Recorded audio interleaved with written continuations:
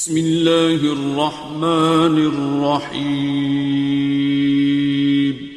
السلام علیکم، میں قصہ بات کر رہی ہوں کراچی سے، اور مجھے یہ پوچھنا تھا کہ امام علی نے جناب مالک اشتر کو گورنر کیوں بنا کے بھیجا؟ بہت اچھا کیا آپ نے ہماری گفتگو سے متعلق سوال کیا ہے۔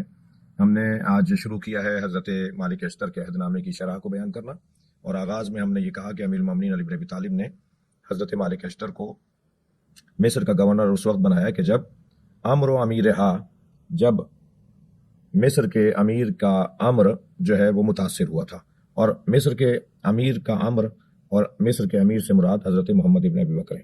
ہوا یہ کہ حضرت محمد ابن ابی بکر کو وہاں حملہ کر کے انہیں شہید کر دیا گیا، گدھے کی کھال میں ان کے جنازے کو ڈال کر اسے جلا دیا گیا، اور حضرت محمد ابن ابی بکر کو بے دردی کے ساتھ تاریخ کا ایک عجیب صفحہ ہے، اور مسلمانوں کی تاریخ کا بڑا عجیب صفحہ ہے۔ ایسے سخت حالات میں کہ جب گورنر کو ہی مار دیا گیا ہو، ایسے میں وہاں کا گورنر بنا کر امیر المومنین بھیج رہے ہیں حضرت مالک اشتر کو۔ حالات بہت خراب تھے، حالات بہت ہی دیگرگوں تھے۔ ایسی ہی شخصیت کو وہاں جانا تھا کہ جسے مالک اشتر کہا جاتا ہے۔